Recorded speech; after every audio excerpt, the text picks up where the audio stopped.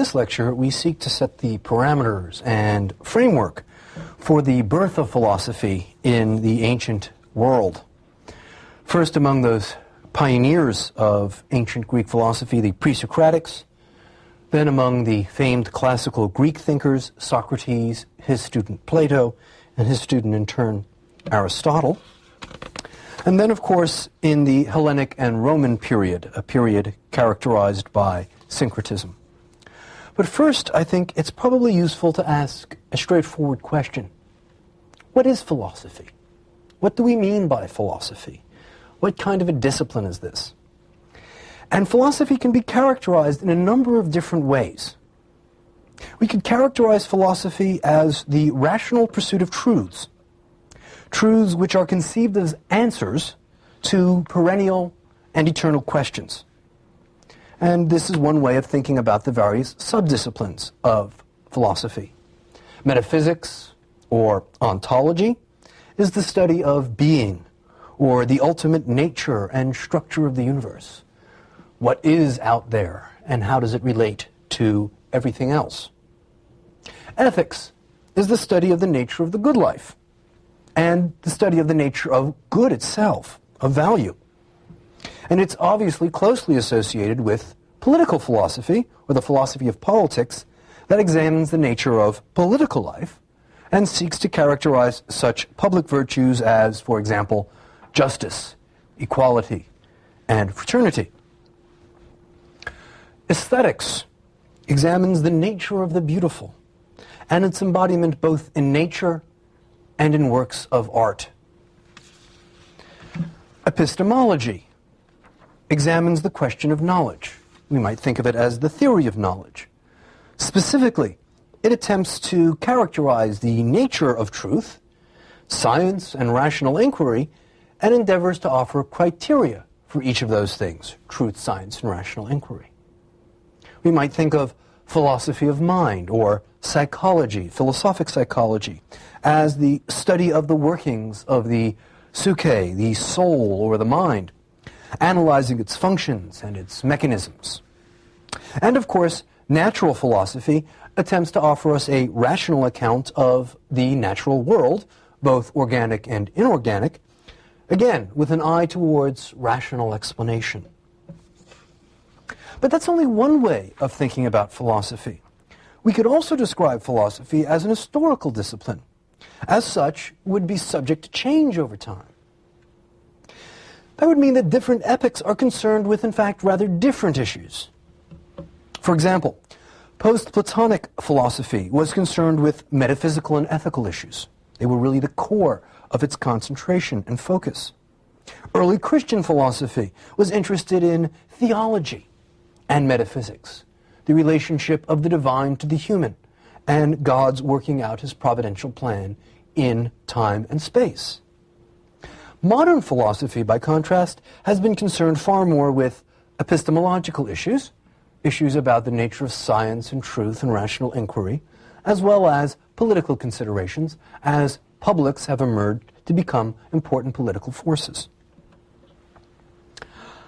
On another level, we might say that philosophic questions that prove tractable give us a very interesting insight into the history of this discipline. For example, once such problems prove tractable, amenable to fairly straightforward solutions, they often cease to remain philosophical. For example, the natural philosophers, Galileo and Newton, were so successful in their endeavors that the subject they created, or the discipline, became a separate discipline, that which we know as physics, and in particular, mechanics. We might think of the political speculations of many post-Machiavellian theorists as having laid the groundwork for the new disciplines of political science, sociology, and indeed even economics. And finally, we might note that the phenomenological analyses of post-Humean philosophers, which is to say, philosophers who examined the phenomenological or immediate experience we have in our mental life, that sort of analysis, originating in philosophy, gave rise to the modern discipline of experimental philosophy. The principle of association, the notion of stimulus and response, which make up the very core of modern experimental and behavioral psychology, all trace their legacies to philosophy. Just as existentialism and the philosophy of mind combine to result in the birth of modern psychoanalysis. So one might think of philosophy as as an historical study of intractable problems, that as problems become tractable, they cease to be philosophical. This requires us to be aware that different epochs not only are concerned with different issues, but frame those issues differently. For example, in the ancient world, metaphysics was oriented around the issue of hylomorphism, which is the relation of form, or structure, to content, or matter. Right? And that dominated both the thought of Plato and Aristotle. But Christian metaphysics, as a point of contrast, was organized around the relation between the fallen world of man and the realm of the divine. So a very different way of framing the same questions of what is there, what is the universe made of, emerge in different epochs. Again, modern metaphysics has been organized around dualisms, the dualism of mind and body, and most importantly, the dualism of the empirical and mechanistic, and the ideal or supersensible. Similarly, we might note that the mind of the ancient Greeks, nous as it were, was characterized by its participation in universal concepts, right? What made something a mind was its ability to grasp universals. This is in stark contrast to our post-Cartesian understanding of mind. It is not, in fact, defined by its ability to apprehend universals and universal concepts. Quite the opposite. It is characterized by its experience of particular phenomenological states, i.e., the modern post-Cartesian mind is characterized by immediate feelings which are never universal but are always particular and individual to the person who has them. States like pain, or doubt, or pleasure, which are unique and in some sense ineffable because each person has exclusively privileged access to their own phenomenological states. So even a topic like philosophy of mind changes dramatically over time as people think about mind in a different way. Plato's mind was not only subject to universals, but was universal. One could speak of nature, in a sense, having nous, or mind. One can't do that in the phenomenological case of Descartes.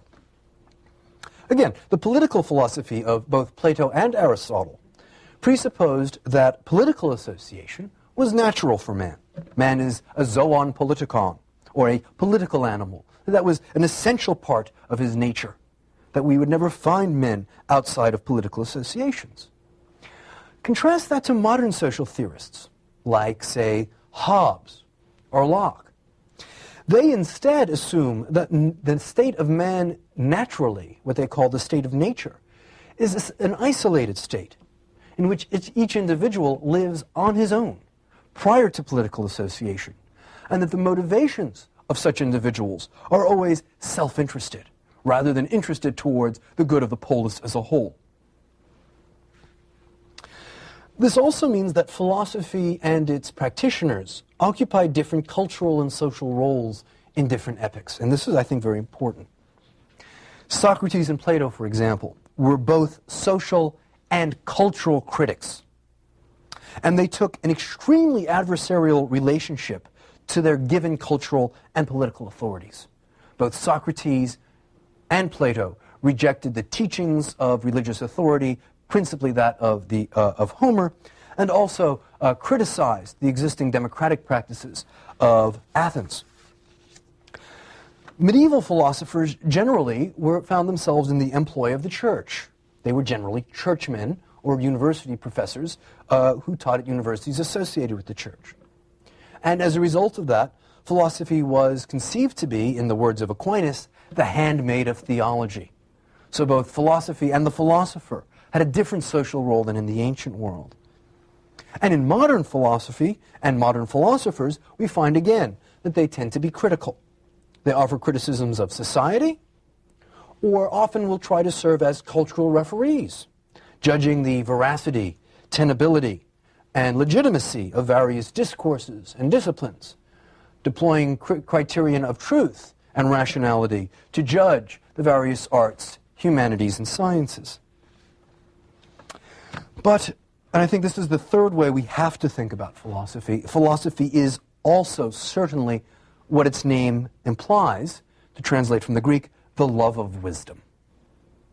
In this sense, philosophy is ultimately born of contemplative wonder and a sense of awe towards the nature of being and the universe. As such, philosophy both expresses a posture towards being, a sort of metaphysical stance, and seeks to fulfill both spiritual and existential needs, as well as purely rational and explanatory roles. Ancient philosophy thus begins with a combination of rational curiosity and reverence. The same combination found in their precursors, and there were precursors to the philosophers, the famed gymnosophists of the ancient subcontinent, the naked forest speculators who we call yogas or yogis to this day, and who many people have argued were in fact precursors to Socrates. Okay, let's begin now with the first epoch of the birth of philosophy in the ancient and classical world, that of the pre-Socratics. For the pre-Socratics really represent the birth of Western philosophy, a Western philosophical speculation that began in the greater Greek diaspora. Well, the first phase of pre-Socratic thought was devoted to understanding the world of nature, the natural world, or what we might describe as the world of objects. The Ionians, for example, sought to understand the natural world by reducing its multiplicity to a finite number of entities, starting with the four classic sort of Greek periodic table of elements: earth, fire, earth, air, fire, and water. And from these, they tried to reduce them to even simpler entities: Thales with water, Anaximander with the unlimited, and Anaximenes with air or fire. They thus sought to answer a fundamental metaphysical question: what is the universe made of? What exactly is out there? In contrast, the Pythagoreans sought to reduce the same material realities to a simpler scheme, but in their case it was mathematical objects. And that sort of reduction of objects to mathematical entities highlighted the ways in which mathematics help us model our experience of the natural world. And it is, of course, not coincidental that philosophy begins this rigorous mode of rational discourse in a culture which had mastered deductive mathematics in both Euclidean geometry and obviously in the work of Pythagoras himself. Heraclitus and Parmenides, the great opponents on the metaphysics of the post-Pythagorean epoch, address the problem of not what the universe is made of, but rather the question of change and continuity. How does change occur? Is change possible? In approaching these questions in an abstract and logical way, it was really they who helped give rise to metaphysics as a logical discipline, as a discipline based on abstract reasoning. Both the dynamism of Heraclitus and the monism of the Eleatics would have far-reaching influences on subsequent thinkers across centuries. For example, Nietzsche drew heavily on Heraclitus for philosophical inspiration. He was deeply moved by Heraclitus' sense of flux and chaos and strife in the universe.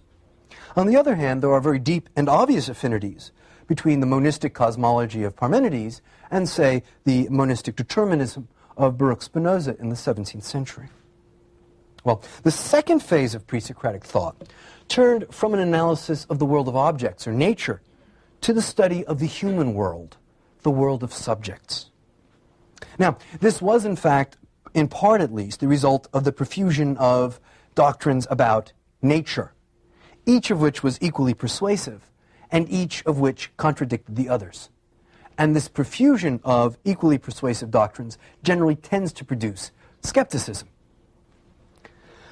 This skepticism about the possibility of reliable knowledge about nature caused thinkers to turn to the human and social world for knowledge.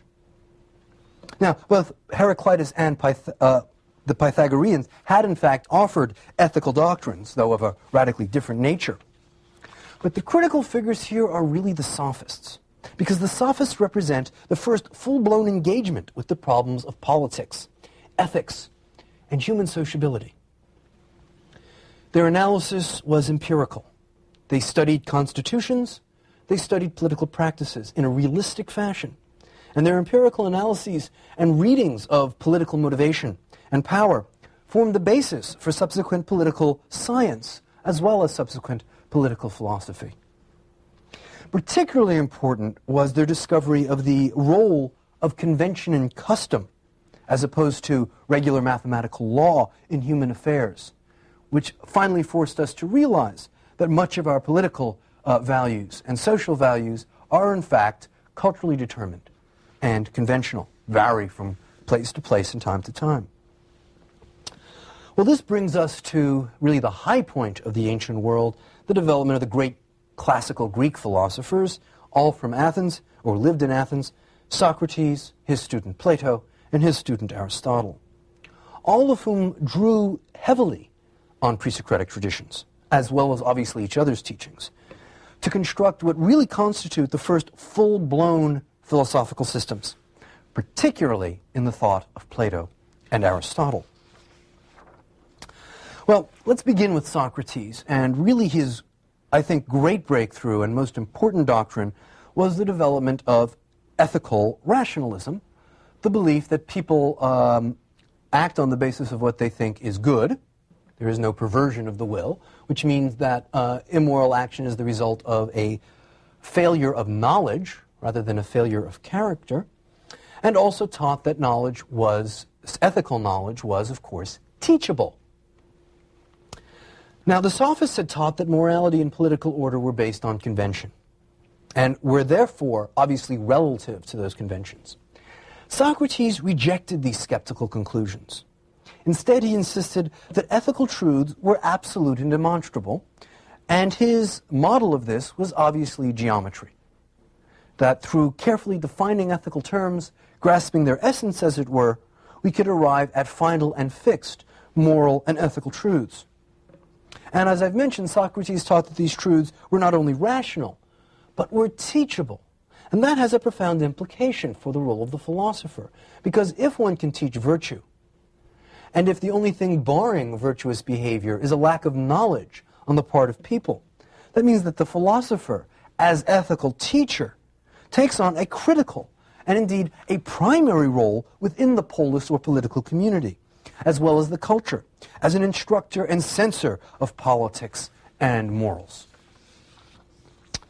Socrates also taught that all people, as I've mentioned, act on the basis of their beliefs, and thus the problem of morality is really a problem of knowledge, not will, very antithetical to the Christian tradition. And this was summed up in his famous expression, "To know the good is to do the good." But this makes ethical philosophy the sine qua non of a just and stable social and political order.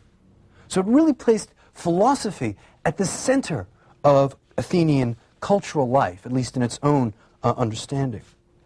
Well, Socrates' student Plato injected his teacher's ethical rationalism into a remarkable overarching philosophical synthesis. Plato's metaphysics were designed to address the problem of change, which had been raised by Heraclitus and the Eleatics, Parmenides and Zeno. And his doctrine of forms, essences, or ideas, was clearly meant to divide natural objects into their, on the one hand, their structures, or essential natures, what he called forms, and their material contents. This helped resolve the problem of change, because the forms were definable, and therefore eternal and unchangeable. Whereas it was the latter, it was the material content of things that was subject to change. For Plato, this also had profound epistemological implications. Precisely because the forms were definable and eternal, they were subjects, and in fact the only subjects, of rational knowledge. On the other hand, changes which come from the material principle cannot be reduced to abstract, definable terms. Therefore, he argues, in a sense, we can never have a truly scientific understanding of change in the physical world. Well, Plato used this dualism of form and content to argue that the forms of things were in some sense metaphysically distinct from and prior to the material objects that, quote, participated in them. Which is to say, although all objects we come in contact with are a mixture of form and matter, that the forms actually exist independently in some metaphysical realm and have more reality because they're more knowable and eternal than the particular things which participate in those forms. In this way, Plato offered the first full-blown dualist ontology, or a view that beyond our own realm of sense and appearance, there is another realm, another world of eternal and unchanging truth. Now, Plato's ethical and political doctrines were informed by his adoption of Socrates' ethical rationalism. Since for Plato, politics is simply ethics writ large, summed up in that wonderful sentence in the Republic, "The city is like the man," Plato assumes that philosophy, or rational inquiry, is capable of generating the same sort of absolute certainty for the polis that it can for the ethical life of the individual. This means that Plato's political thought is not only descriptive, as had been the case with the sophists, but is also prescriptive, that it holds out a model or blueprint which we are ethically obliged to try to bring to realization. And it is that prescriptive understanding of political philosophy that will be the source for much of the subsequent idealist tradition in political speculation. And in particular, if we look at the Republic, we will find doctrines there which will have a long legacy in that idealist tradition, such as communism. Plato was the first to critique private property as a source of social injustice. Feminism. Plato was the first to argue for the equality of women insofar as they participate in mathematical rationality. And ultimately, what I think was implied to some extent in Socrates' thought, the rule of philosophers and philosophy within the state and the culture. Plato's psychology drew on his metaphysics in that it's again based on a dualism of soul or form and body, material content. But Plato further analyzed the psyche or soul into three distinct faculties or functions. The rational or calculative part of our minds, which engage in mathematical analysis. The spirited part of our minds, which are part of our courage and our sense of ego. And the appetitive part, that which desires. Each of these correspond to a different social class in the Republic, and of course the Platonic ideal is one in which a healthy soul is governed by the rational faculty with the aid of that spirited faculty or ego-bearing will over the base animal appetites.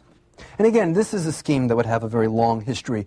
We could think of the Christian notion of each soul or ego being tempted by, on the one hand, demonic urges corresponding to Plato's appetite, or angels being the intellective or moral part. Or we could also compare it to Freud's tripartite analysis of the mind into a superego, again much like Plato's intellective part, an ego, Plato's spirited part, and the id, the appetitive or libidinous part. Well, Plato's student Aristotle adopted the overall approach of his mentor, but he criticized some of his central doctrines on what we would call realistic grounds. Aristotle rejected the metaphysical separation of form and content, arguing that forms exist only in their participation in actual things, that objects, although admittedly made of form and content, do not allow us to infer that there exists a separate world of forms themselves. Aristotle resolved the problem of change not through Plato's hylomorphism, but rather through his own doctrine of entelechy, which held that natural objects have natural ends or potentials towards which they tend if not interrupted. The acorn, under the right conditions, becomes the oak. The child, under the right conditions, becomes the adult. Even inanimate objects tend to rest unless moved, and all objects tend toward their natural level. Aristotle further postulated a fourfold causal nexus, which will be explored in subsequent lectures, of formal, material, efficient, and final, which would have an immense impact on European thought all the way up to the scientific revolution. And it was an analysis that synthesized his metaphysics with the science of his day, and Aristotle was quite a scientist. For him, the soul is the final cause of motion in organic matter. It's the entelechy of the person. And he identified 4 forms of souls, the ultimate form of which is the pure actuality of God, the prime mover who sits atop the chain of being. Now, Aristotle also criticized the conclusions of Plato's political and ethical philosophy, again on realistic grounds. He rejects the communal arrangements of his teacher as impractical, and offers instead an empirical account of the various forms of states and the factors that determine these forms, social factors and economic factors. He did this instead of what he considered an illusory quest for that one best true form. Again, rather than rule by philosopher kings, Aristotle inclines towards the republican rule of a broad middle class. And in many ways, Aristotle is, as the realist, is the founder of modern realistic political thought, as well as modern realistic, the whole realistic tradition of practical philosophy, metaphysics and epistemology. Finally, Aristotle also held that justice and virtue are not, in fact, pure sciences, mathematically demonstrable, as Socrates and Plato had taught, but are rather the result of practical judgment or phronesis. That one learns the truth of political association and how to live one's life well, not by abstract reasoning, but by practical life and by learning from experience. Well, our final epic, that of the Hellenic and Roman worlds, inherited these classical doctrines and incorporated them into their own philosophic perspectives. Now, many historians have noted that this epic produces very little of original systematic philosophical speculation. In its stead, what late Hellenics and Romans did do was draw on classical philosophy in what I would call a syncretic fashion. And they did this to respond to the undermining of traditional religious supports for public and spiritual life. What I mean by syncretic is that they draw together as many different strands as possible to sort of weave syntheses that will help them navigate their way through their cultural worlds. For example, the Stoics and Epicureans tried to give meaning and direction to ethical and spiritual life without recourse to traditional mythologies. They both attempted to give rational models of life, ones that did not depend on religious beliefs. The Stoic ideal of a life lived according to nature, again, one which draws on Socratic teachings, projected a rational order on the cosmos, and demanded of its adherents a reverential piety, as well as the self-discipline of a life lived by the dictates of reason. By contrast, the Epicureans sought the good life in the Aristotelian pursuit of cultivated pleasures. I state this because they did not see it in the pursuit of crude carnal hedonism. And in particular, they thought the good life consisted of those pleasures that please the mind and produce intellectual satisfactions. A very Aristotelian doctrine. Similarly, thinkers like Cicero or Polybius practiced a philosophical eclecticism, whereby they selectively drew on different elements of different philosophies to construct their own unique worldviews. Cicero, for example, combined Socratic and Stoic conceptions of virtue and duty with Aristotelian political philosophy, that practical realistic analysis of existing regimes, to produce a political credo for late Republican Rome. Skepticism emerged in the late Roman period and Hellenic period as a result of the profusion of metaphysical and philosophical doctrines in that period. Skepticism led to a return to the quest for merely practical certainty. And we see this in figures like Sextus Empiricus. But it also led to an openness to extra-rational sources of cosmology and metaphysics, to an openness to more traditional and perhaps more faith-based and emotionally based understandings of the world and participations in meaningful spiritual existence. And this is reflected in the epoch by the rise of mystery cults, Mithraism being one of the most famous, though ultimately the most successful of them, was, of course, Christianity. And then in a sense we could say the rise of skepticism brings the trajectory of ancient philosophy full circle. Ancient philosophy began with a skepticism. The Milesians, Ionians, engaged in philosophic disputation and the construction of a science of nature because they had been subject to a variety of different religious interpretations of the world that led them to be skeptical about religious interpretations. The profusion of metaphysical doctrines, of rational philosophical doctrines, led to a skepticism of rational disputation. And what we find is the skepticism of classical philosophies give way, which are intended to resolve the first skepticisms, give way to a new age of faith. That age of faith which is characterized by the Christian epoch.